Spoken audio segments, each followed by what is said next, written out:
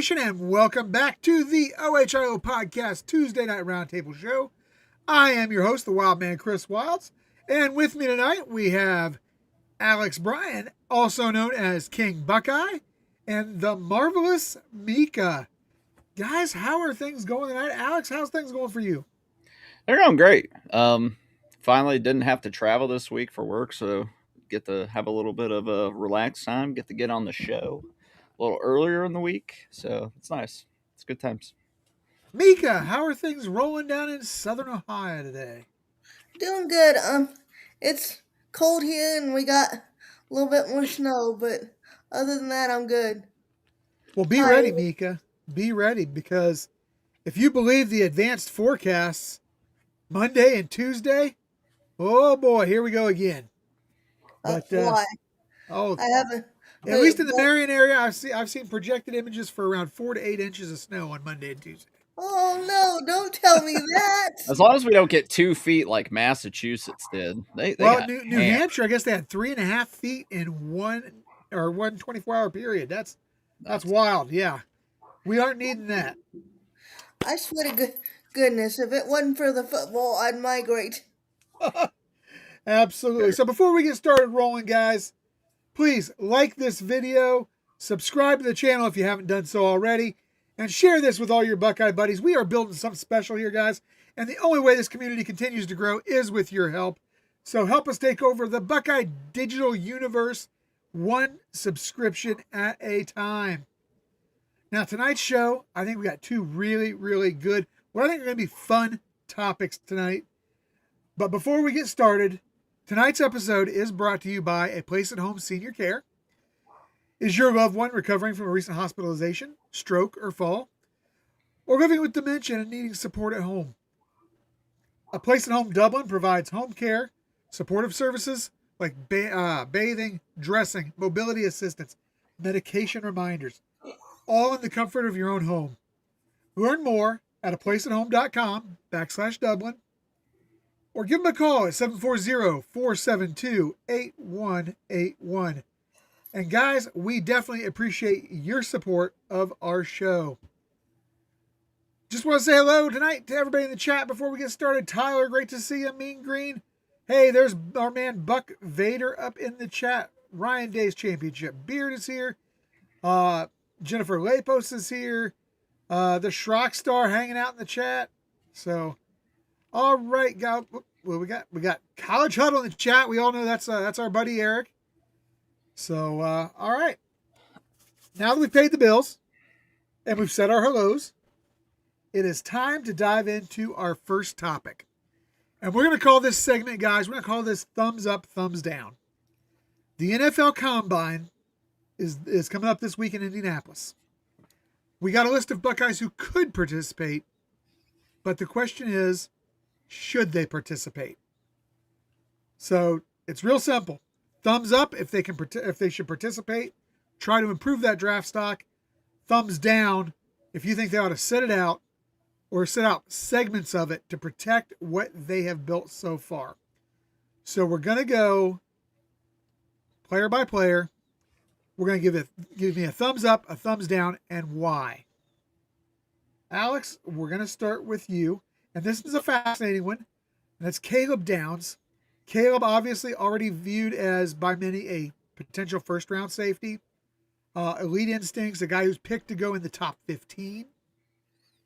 What do you say? Should he participate in the Combine? Thumbs up, thumbs down.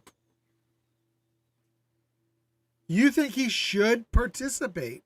Yes. Why?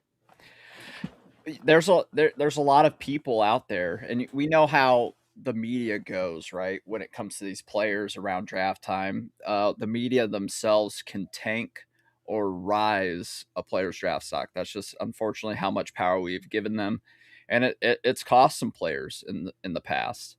And I've seen a lot of people question Caleb Downs on like whether they should draft them that high or not. Is it worth maybe like letting them fall a little bit type of deal? So there's people that are trying to tank his draft stock for whatever reason when we all know that he's the best defensive player in this draft. I think he could really cement himself as a top 5, at worst top 10 pick by showing, hey, I'm a guy you have to take in the top 10. I'm not a guy that you can just sleep on, maybe get later down in the first round. Like, I am that guy. I am that guy that you can make the face of your defense and really build a franchise on your defense around too. So I think he would benefit from it. I don't know if he has to do every single thing, but I think doing a lot of stuff will uh, cement him in the top 10. Mika, your thoughts? Thumbs up or thumbs down, and why? I'm I'm with Alex, and more importantly, I think he will participate. Just knowing, getting an idea of the type of competitor he is, I think he will. Just and people are always lately have been knocking his size and everything on draft shows and stuff.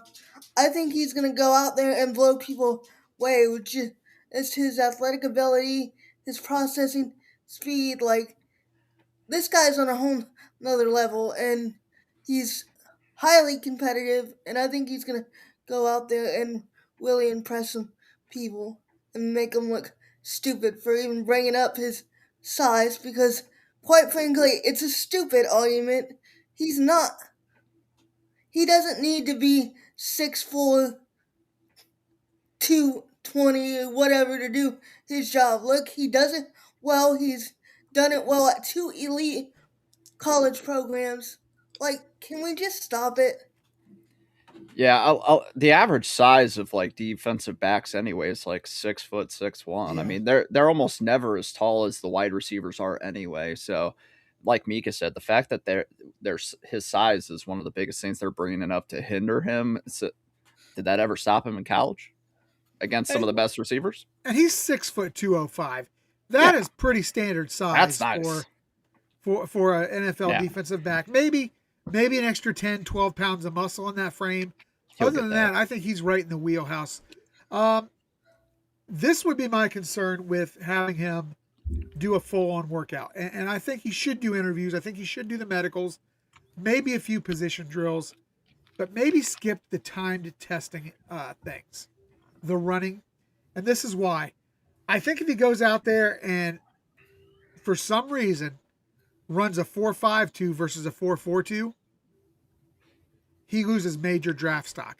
Yeah, This is something I think you could do at your pro day, yeah, where it's a controlled environment. You're more familiar with the environment that you're in. Uh, I feel like maybe the running exercises, I do think he should hold off on until the pro day. But as far as basic position drills, the medical stuff, the interviews, yeah, I definitely agree with you guys that he should be there and he should participate in those. he has an advantage too because he's had a brother who's in the NFL. Correct. So Yeah. his brother's been through all of this, and obviously he has a very smart, business-oriented father.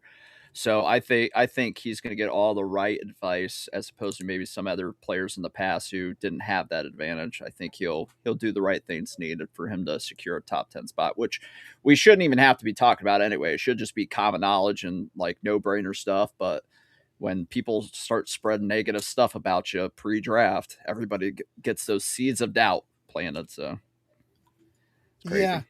So let's move on to the next one. And guys, this is a guy that I think, you're talking about a 320-pound plus interior defensive lineman. A lot of people have got him first round. A lot of people have him going second. And I've seen him as low as the third, which I think is absolutely insane. It, And that is Caden McDonald, a nose tackle, one technique guy, explosive in the 10-yard and the jumps, got great power. And if he runs well, does that help him? So, Mika, I'm going to start with you on this one. Mika, what is your take on Caden McDonald? Thumbs up or thumbs down? I lean more towards him doing some stuff, maybe not all of it, and then waiting on, like, pro day to showcase more of the athletic stuff and things, just because it's more controlled, like you mentioned. But I think uh, NFL people are gonna fall in love with the way that he moves at his size. I mean, he's explosive. He can change direction. He's got great lateral quickness. Can get to the quarterback. I mean, and like you said, his size. He's a one tech, but he's got the athleticism to get in the backfield and not just be a run stuffing guy. So I think they're gonna fall in love with what he has to offer. And I'm honestly kind of bummed. I was hoping we'd get another year out of him, but I'm if he falls to the third round, that's gonna be insanity to me because he's he's very special for an interior guy. Alex, your thoughts? Yeah, I agree with Mika. I think he would, thumbs up. I think he'd benefit from doing some drills there, especially with the wide range of where people think he will fall. He's in one of those positions at defensive tackle where, you know, you could easily maybe go top, first round if you're a guy like him, but you could also fall very just as easily as well. Um, so unless you're like a Mason Graham or somebody like that, an elite talent at defensive tackle, he's great. I wouldn't say he's elite. So I think he could do a lot for himself, especially if he's able to showcase his speed. He's got some quickness for his size, so I think that could catch a lot of people's eye and maybe bump his draft stock to at least guarantee him second round at worst. Yeah, I'm with both of you guys, except I'm all in on him participating at the combine because I think this is a guy, like I said, a lot of places have him as second and as low as third. I think this guy can improve himself to a first round position. I think he's got, that ability that was it Tyreek Williams last year bumped up into the first round. I think Yeah. he could do the same thing, but he's going to have to go out there and impress some people with his speed and athleticism. You're not going to get every team at pro day looking at you. So I think for him, it's more important than it is for Caleb to go out there and have a good showing. So for me, I'm thumbs up on this, all in on Caden McDonald. And Next up, yeah, go ahead, Mika. did you see what Ken Taco Hut put in the chat? Yeah, I saw that earlier today. Jelani Thurman's mom was killed in a car accident in Atlanta today. That's very sad. Yeah, That is actually sucks. very sad. Prayers out Former Buckeye, to but Giovanni and his family. yeah, it sucks. Yeah. That's sad. Prayers for the family. Um. Yeah. So next up, here's one that I think is very tricky because he's a guy that people have talked about as top 5. Some people talked about him as possibly the number 1 pick early in the season. Yeah. But later in the season, he kind of had a letdown a little bit. And that's Arvell Reese. I mean, you look at the physical attributes, and they're all there. The speed, the quickness, the athleticism, the physicality, the strength. It's all there. But does he need, Alex, to go to the combine and put up big numbers to secure even still a first round bid or possibly a top 10 bid? He is a tough one because if you go off the first half or 3/4 of the season, it's a no brainer. If you go on the last quarter of the season, it's like maybe not. Personally, I think he would have benefited from coming back another year and having a full year of tape to really show people like, hey, I am that guy. But I mean, when people are telling you you're going to go top 10, maybe top 5, I don't blame you for going. He's a guy. It just depends on what team needs what at what spot, honestly. Because I mean, obviously, he's not going to go number 1. That's Fernando Mendoza all day, every day. Um, but could the Jets take him at 2? Could the And Titans take him that's, at yeah. 4? There's a few different spots he could go. And obviously teams are going to look at him, see the overall tape and be impressed. But there's still going to be some question marks like, oh, well, he kind of tapered off at the end. Oh, he was only a 1 year starter. Should we roll the dice on this guy? I think doing some stuff at the combine would do him some justice. What those things are will determine a lot. So I'm going to say mostly thumbs up, but like kind of like right here. Okay. Mika, your thoughts? I would do all of it if I were him because I think he's athletic enough to put up tremendous numbers. And you look at Arvell and he looks like someone built him in a lab, and he's got the versatility to play multiple positions. I think in the NFL, and like you said, I think the Jets look at him. I think a number of high drafting teams are really gonna like what he brings to the table. Yeah, he tapered off, but also that was his first year as a starter, and if you go out there and basically say, I'm not afraid and I'm going to go out there and do everything and showcase what I can do, I don't think it's going to be a knock because I don't look for his numbers to be negative in any way because he's a tremendous physical specimen and can do it all. I mean, it's not like you're actually playing football. You're out there showing off in your shorts and t-shirt, like, and he is already a elite physical specimen. So I would do all the drills I could do if I were him. If you go off like the biggest needs for each team, Yeah, I was just going to he mention could that. fall to he could fall to like 5 for the Giants because the Giants are in desperate Right. need of some linebacker help. Really, the 4 teams in front of them, linebacker is on the board, but it's not their biggest need. So it's kind of like, do you want to roll the dice? I think it's hard to say. I could see him falling outside the top 10, but I could also see him getting drafted top 10. It just really depends on who's there available, if they want to roll the dice on him, all that good stuff. So If See, my for me, oh, go ahead, we'll see. Mika. if my Bengals don't start taking Buckeyes, I'm boycotting. I'm done at this point. Like, you have an NFL factory in your state and you refuse to take advantage of half the time. I'm like, oh my, You had a Buckeye and you got rid of him. I know. Well, Todd Bell was great. It was a source of my pain. And so Sam Hubbard retired too, so that's I yeah, know. let me say this on Orville Reese. I think he does need to participate, and I think he needed to participate a lot, and it's this reason. And you talked about it, Alex. Not a lot of teams are desperate need of linebacker right now. You got about 4 to 5 teams in the entire league.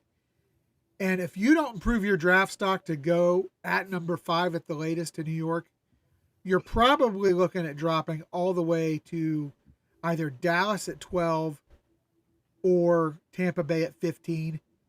And top 5 versus 15 is a hell of a difference in pay. yeah, it's a So drop off. I think he's somebody that's got to do that.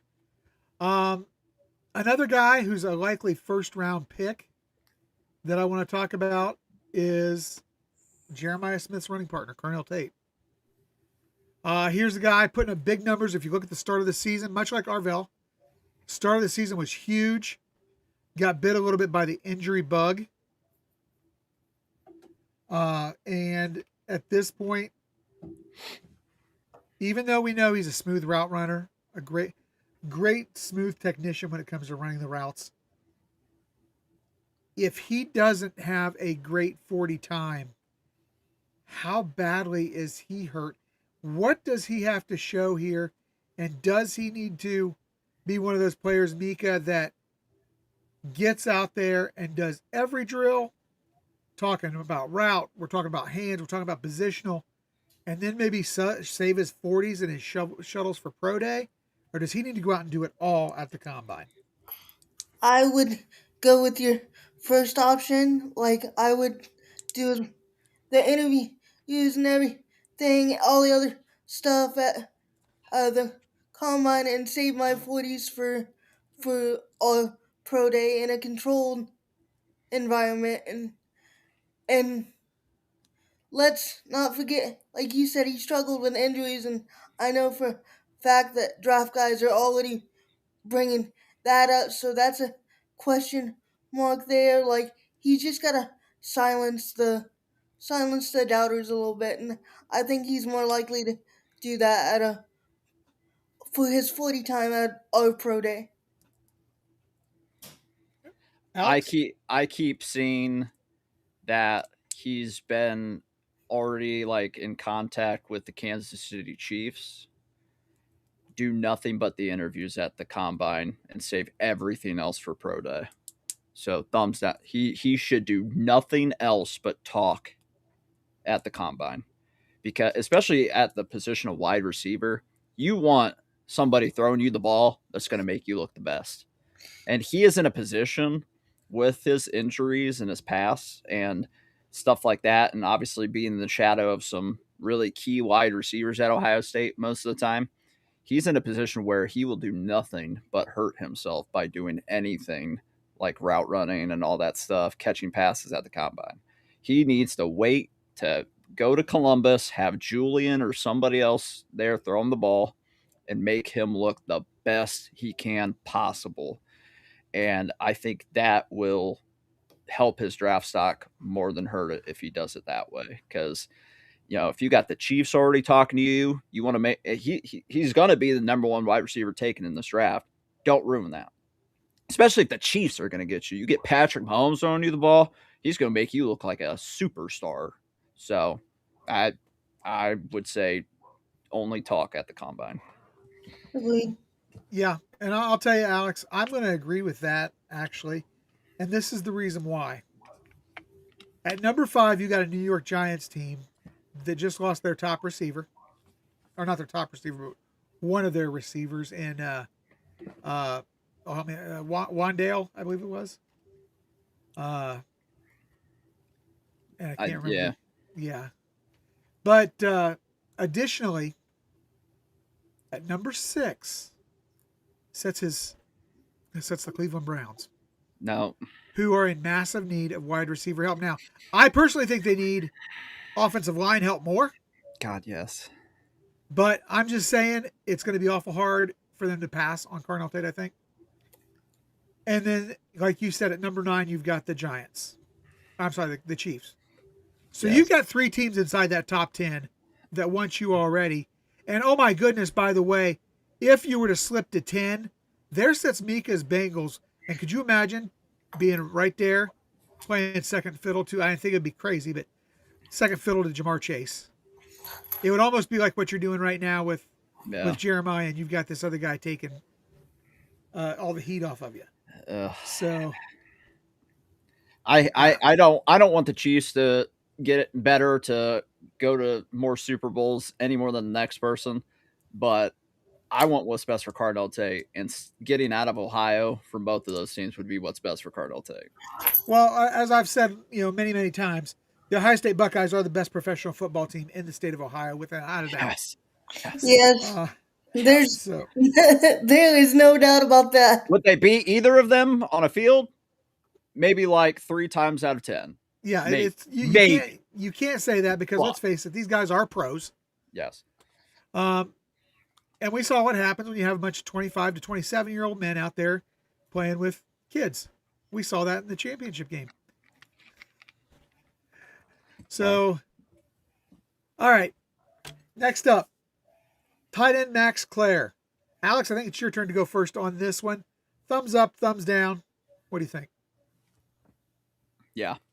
If he had stayed at Purdue, I think I would be more thumbs down, because I think he would have had another explosive year. That would have just added to his tape, probably would have solidified him as the top tight end taken in the draft, perhaps. Just because he was all they had. But him coming to Ohio State, he got very limited, and that just cut his ability to put something on tape significantly. So I think he could do a lot to improve his draft stock. Because if you were to ask me where he probably gets drafted, fourth round. and that I'm probably being generous with that. So if he wants to get himself from day 3 to day 2, I think it's essential for him to do everything possible there. Mika, your thoughts? I would do everything I could if I were him, just because I've been watching a lot of draft things, and even they have said they thought he should have stayed another year and Yeah. showed more, and that's been the general consensus everywhere I've looked. And pe- people on social media and stuff have said the same thing. I got him going third, fourth round max, but I think he's got the athleticism that he could work his way into like a second rounder maybe if he did really well in drills and stuff. So I would do it. Yeah.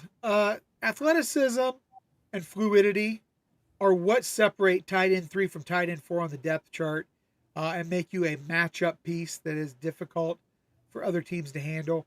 Max Clare has that kind of ability. Maybe he makes it to a tight end 2 somewhere. I don't think he blocks well enough to be a tight end 1 anywhere in this league. But I'm with you guys. I think he has to really go out and have a good combine and try to get to be a late day 2 draft pick. Um, Although I just don't know what's going to happen. I Yeah. really don't. I'm kind of with you, Alex. I'm penciling him in more towards the 4th round right now. Yeah. So, all right. So that takes care of all of our underclassmen. We got a few seniors to talk about. Okay. First one up, 6'4", 240 plus, athleticism for days. We're talking about the hybrid linebacker with the safety background, Sonny Styles. Mika, thumbs up, thumbs down. What do you think? Thumbs up for me, and I think he's gonna kill it. Like he, he's another one kind of like Arvell that you look at him and you think, yeah, this kid was born to play football, and he can showcase that. I do think maybe like if they do like speed drills and stuff, maybe he's safer at doing it for like a pro day and stuff. But I have no doubt that he's gonna put up tremendous numbers, and I think they're gonna fall in love with his personality and stuff in interviews too, because he just seems like a magnetic type of guy, and I think a lot of teams are gonna be drawn to his personality, leadership, and athletic skills. Alex? For me, I'm gonna lean more like slightly towards thumbs down. I think he would be best to probably save more for pro day. People got him on mock drafts kind of all over the place. I've seen a lot of top 10, then there's some sprinkled in top 15 and stuff like that. I've even seen one that had him like down in the 20s. So he's gonna have to do something somewhere. I think maybe not participating in everything in pro day, or I'm sorry, the draft would be beneficial for him, but I think more so pro day would be beneficial for him. It really just he's going to get good advice, obviously too. He's got a dad who's been through it, so way back in the day, of course, it's a lot different now, but he'll get good advice where he needs it. So um, hopefully he can earn himself a top 10 spot. So here's my take on Sonny. I think he is the kind of player that teams will drool over at the combine without him doing a whole lot because of the physical specimen he is. Let's call it what it is. Half of winning the combine is looking good in your underwear. Yep. And that's one thing that he has got going for him is he's a pure athlete. He's cut. I think that he can do exactly what you said, Alex. I think he can go in, he can interview, he can do the medical stuff. He can maybe a few minor drills, but I think that he is all about going out and showing at his pro day in a controlled environment. And Um, Go ahead, Mika. I think the fact that he's a younger dude works in his favor as well. Yeah, he's a senior, but he's a year younger than most seniors because he reclassified. Yeah, Yeah.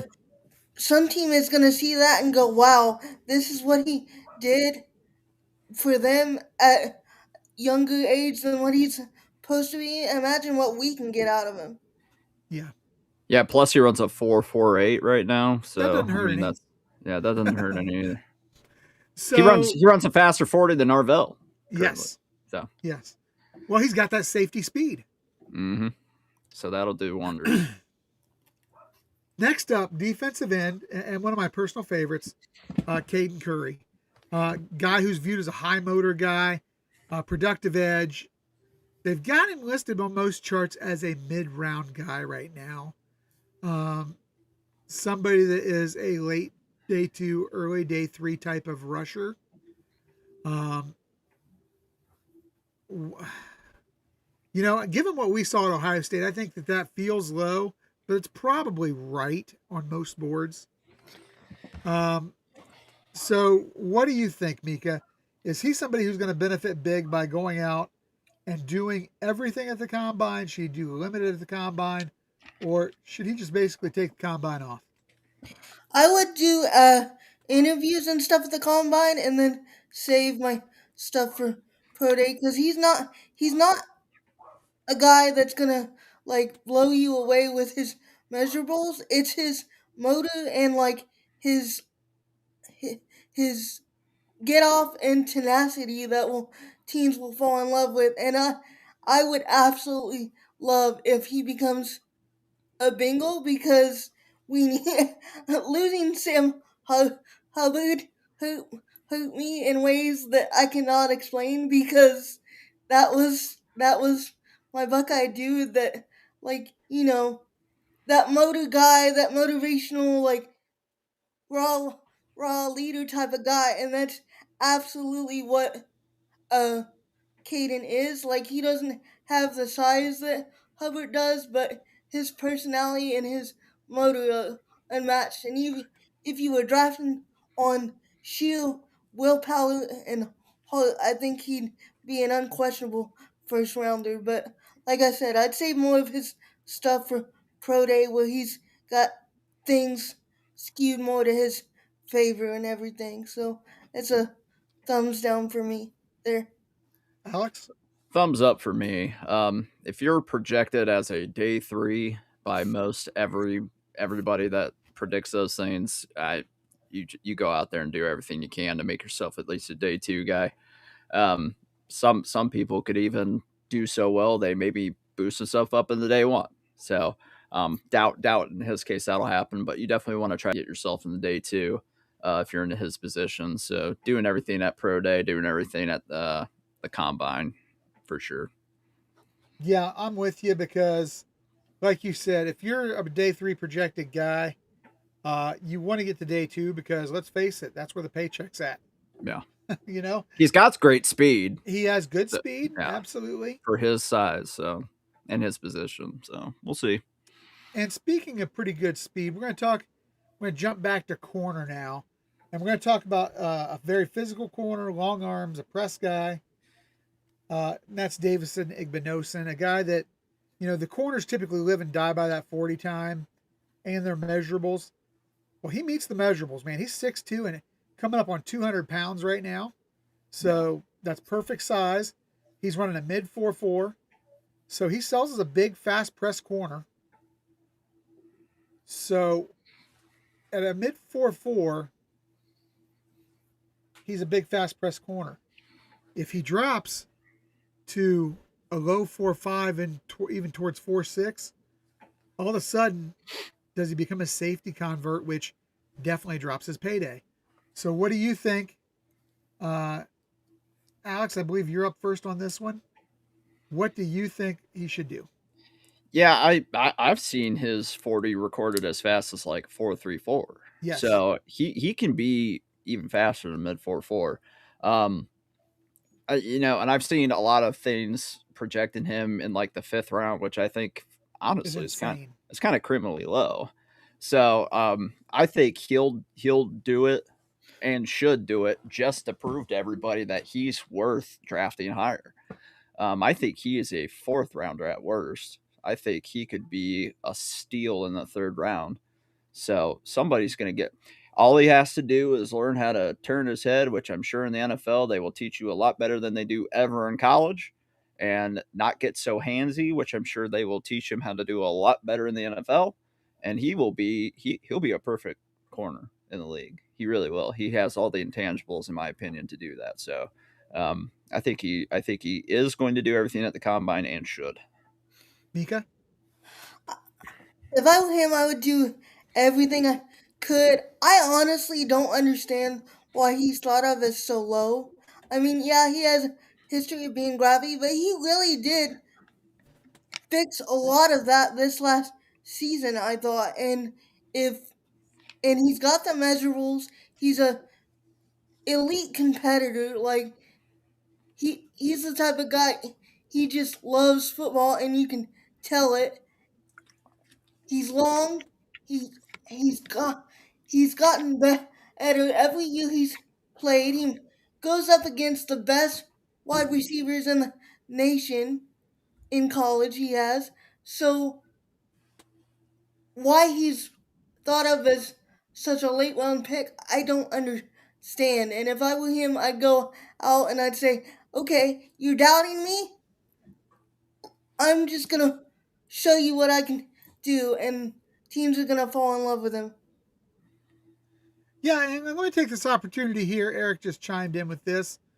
All of our Patreon members, don't forget that you're going to be able to take part in our NFL mock draft game to win some great prizes. That is something that we do, and we will probably be announcing here shortly kind of how that goes. But yeah, that's a lot of fun.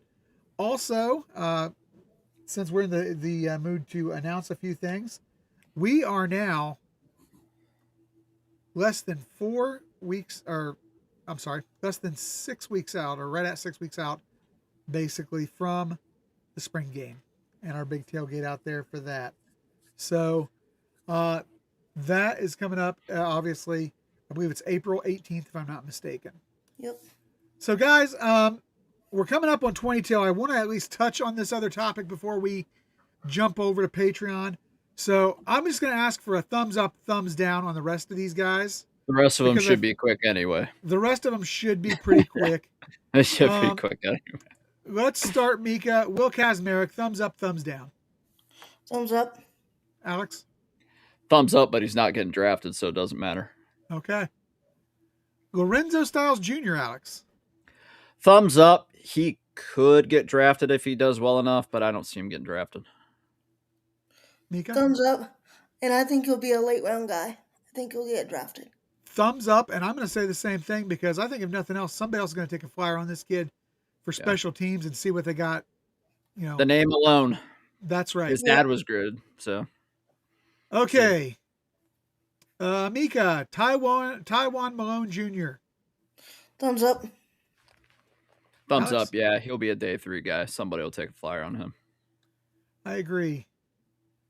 Running backs typically, unless they're great, struggle in the draft. So let's talk CJ Donaldson. What do you think? Thumbs Mika up. Or Alex? Thumbs up. Yeah, he's not getting drafted, but thumbs up. Here's the thing. He also has to be ready. Yeah. That's the other thing. Is he physically ready to go? Mm-hmm. Because if not, then you definitely want to save it for pro day. Yeah. Mika, Ethan Oniawa. Thumbs up, but I don't think he's getting drafted. Thumbs up. Undrafted free agent. Somebody will pick him up afterwards, obviously. Just due to size alone. Yeah. Can we skip the last one? Do we even have to? No, because the last one, I want to hear your explanation for. The last one on our list, and Mika, I'm going to go to you first because I really want to hear Alex's take on this. Jaden Fielding. Why? I don't know. I mean, I don't want to be mean, but yeah, he's got to do anything he can to get people to look at him, I guess. I don't know. Thumbs up. Alex. Thumbs down, because how he even got an invite is an absolute embarrassment to anything. He should save the NFL's time. He should even save the UFL's time. He shouldn't even try to go there.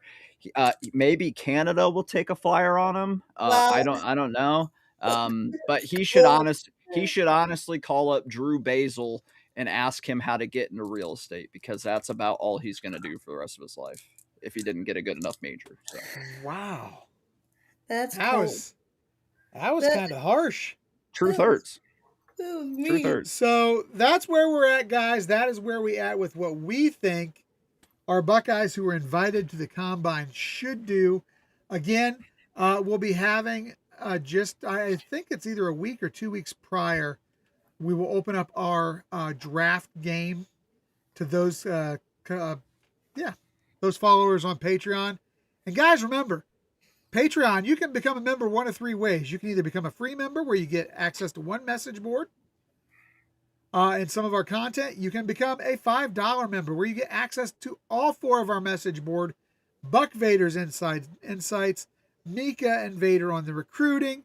You've got all different types of extra content that is available, our game watch parties, and then, of course, $20 members.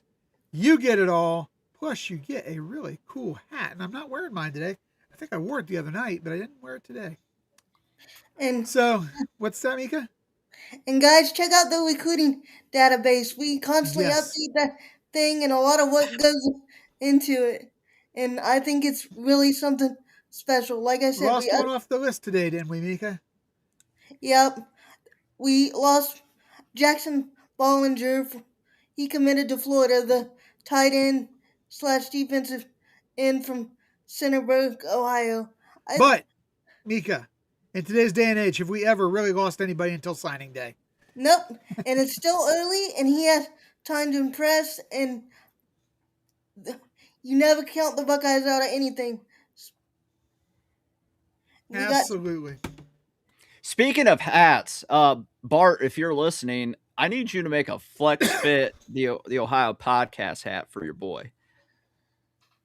I'm sure we can get those. Need to get. I only wear Flex Fit hats, so I need me one of them, Bart. And speaking of thumbs up, thumbs down, we just played. Click a thumbs up. Click that like button, everybody. Absolutely. Smooth. Okay, guys, we've only got about 15 minutes before we go on to Patreon. We had this picture up before we even, it was our thumbnail for the show. I'm sure that's what some people have come here to see. This is a discussion that likely continues onto Patreon, if I can get my screen to even bring it up. There we go. Okay. So, guys, there is this so-called expert out there calling himself the SEC numbers guy. And he's floating around social media making claims that Jeremiah Smith, our all-world receiver, is overhyped because of his bad statistics versus the SEC. Now, we got the graphics up on the screen. He's pointing to limited production versus SEC teams and using that as proof that the crown is too heavy for the young man. So, Alex, I'm going to ask you first, and then Mika, we're going to go to you next. Does this guy actually have a point? No, he never has a point. He's probably the most homer of SEC homers of all time. Listen, Jeremiah Smith's only played 3 SEC teams in his college career, and 2 of them were Texas. Texas's defensive coordinator, who's now no longer there, by the way, he was able to scheme up really well against Jeremiah Smith, and to his credit, he did a great job in limiting Jeremiah Smith in both the games that were played in that semifinal in our Natty season, and of course, game 1 of last year. Did a great job. Obviously, Jeremiah fared a little bit better last year, getting 6 catches for 3 yards. And we all know the 1 catch for 3 yards against Texas in the Cotton Bowl. But he did play Tennessee, where he got 6 catches for 103 yards and 2 touchdowns. So if you're Texas, yeah, a good defensive coordinator did a really great job of eliminating him from the game. and went 0-2 against Ohio State in the process still. So didn't really matter much for anything. Still lost both those games if you're Texas. Tennessee got absolutely whopped by Bro. So I would almost be willing to guarantee that 90% of the SEC teams, Jeremiah Smith would absolutely cook. And if you have a defensive coordinator like Texas did the 2 times we played them, that would be about your only hope in limiting him unless we limit him ourselves, which we are very, very unfortunately good at doing. So he doesn't have a point. He never does have a point, though. So it doesn't surprise me. Nika, does he have a valid point in your opinion? No, he doesn't. They need to worry about getting SEC teams in the playoffs and then show us how Jeremiah Smith does. Get guys in the playoffs and maybe he'll play more and then he can show you. Yeah. This makes me so mad. Can't even get to the natty anymore. It's stupid. This is just sheer stupidity. So, I'm going to start here. This is a classic mistake, a classic fallacy, a show of ignorance. This is simple box score scouting is what this is. You take a tiny sample size based on numbers. You ignore context. You ignore what you talked about, Alex, with defensive scheme, how well they bracketed Jeremiah. By the way, did they bother to cover what Carnell's stats were in that same game because they had 2 to 3 guys covering Jeremiah at all times? Yeah. You ignore the double, triple coverage. You ignore the young quarterback play in that first game versus Texas. You ignore game situations. Then you scream fraud. Come on. Are you serious? This is just ignorant. Context matters. I mean, how you talked about it, Alex and Mika both. How many SEC games are we even talking about? 3. And one of them he owned. Mm-hmm. And Texas, hats off to him. Great defensive coordinator. Very good defensive talent on that side of the ball. They were pressuring Julian Sand quite a bit. Maybe that had a lot to do with the fact that Jeremiah didn't get a hell of a lot of downfield routes. To me, this is just sheer stupidity on the part of the person making these comments. Yep. His downfall is even after watching his conference that he gloats so much about. And I could say a lot worse things, but I'll keep it there. He gloats so much about them. And they've failed to make 3 straight national championship games. He can't accept that they are not the bar anymore. But of course, he, like every coach and player in the SEC, they will continue to tout how tough it is, how every week is such a gauntlet in the SEC. Even if you're playing Mississippi State, it's such a gauntlet. Well, if it was such a gauntlet, and we keep talking about battle tested and how Ohio State wasn't battle tested all last year. Well, if the every week's a gauntlet for the SEC, you must have been so battle tested that it got you to the national championship and you won it, right? No, because everything is a level playing field now with NIL, and if you don't got the money, you ain't getting much of anything. So Georgia can't even win a playoff game anymore because of NIL. So, I guess sucks to suck. And that's what this is. The House of Cards is falling down and they can't stand it. So they're putting out cherry picking stats and hoping people won't apply context to it to make the SEC look better than what it is. Take care of yourselves before you start throwing shade at us. Now, you guys kind of danced around something I want to talk about real quick. And this likely will be our last question maybe on this format before we jump over to Patreon. But the SEC as it compares to the Big Ten, you talked about them not making the last 3 national championship games.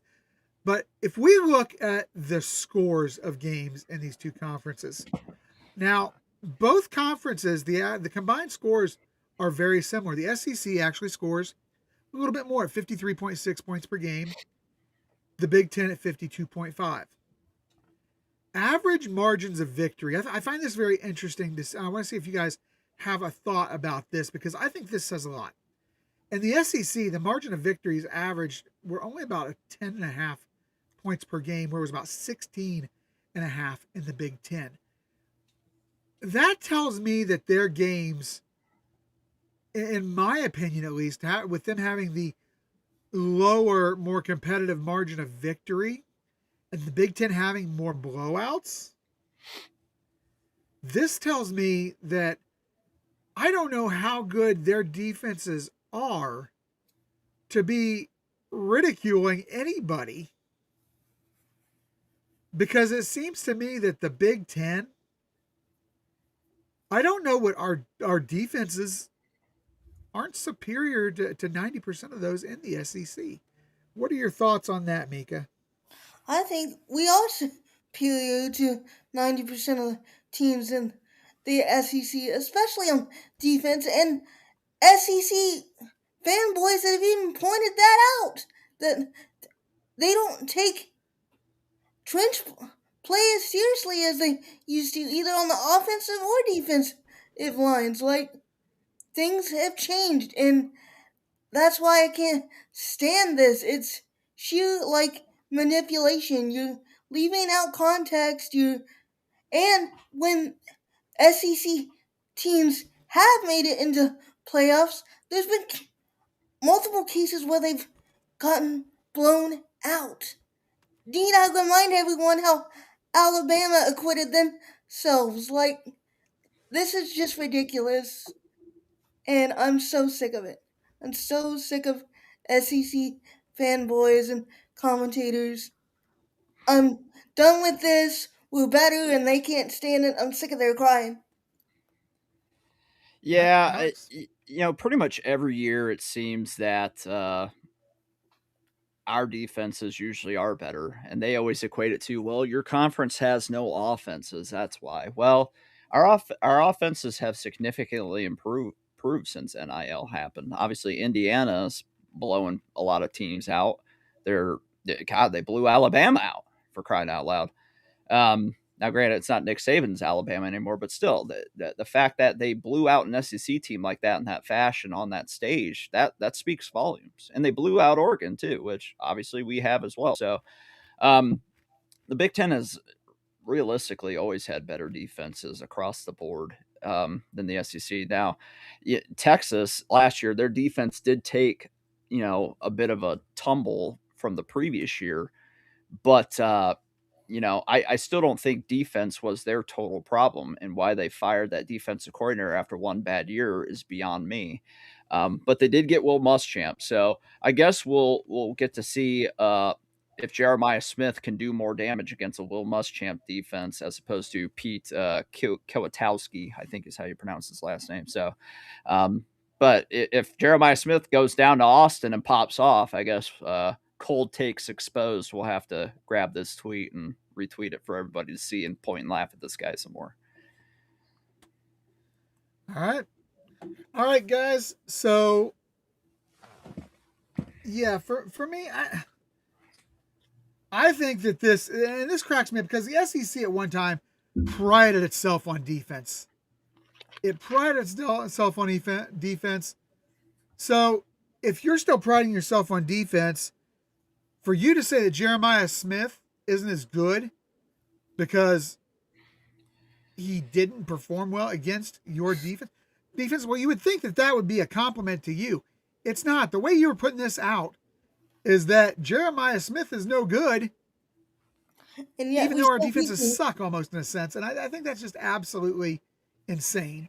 If he had faced three different SEC teams and had 40 some yards in all of them and about 3 to 4 Yes. catches in all of them, we'd be talking. You might have some validity to your point.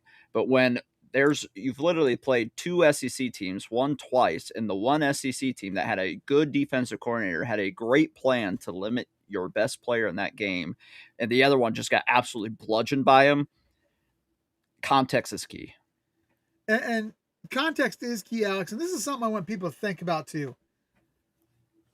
What we're talking about here is production versus projection.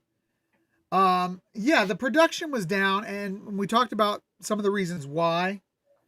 But what you really have to do is, I think, ask yourself a series of questions before you say he is overrated. One, does he get separation? Absolutely. Does he win contested catches? Better than any receiver I've ever seen. No. Does he beat the press? Yep. Can he track a deep ball? Absolutely. And does he have elite body control? Yes. If you answer yes across the board, you're not overhyped. Yes, you may not be producing to where you think, or his numbers should be. But good God, man, take a look at the talent. He is not overhyped. We've had problems getting the ball to him at times. That's not a Jeremiah Smith problem. That's an offensive line problem. That's a young quarterback problem. Ryan Day, at times, it's a Brian problem. Hartline / Ryan Day problem. Yeah. It is not a Jeremiah Smith problem. Not now, nor has it ever been. So you can throw to him in triple coverage and he catches the ball. We've seen it. Absolutely. Absolutely. So. All right, guys. Well, we're going to continue this topic over on Patreon here momentarily, as well as another topic that might actually have, well, we may see Alex's head explode. I don't know.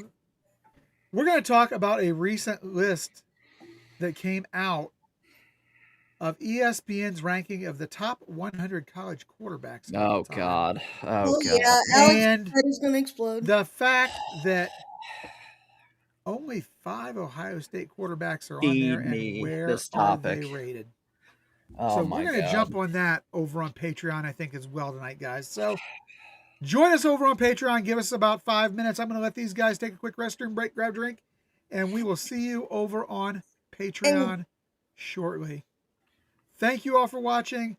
Have a good night, and see you in a few minutes.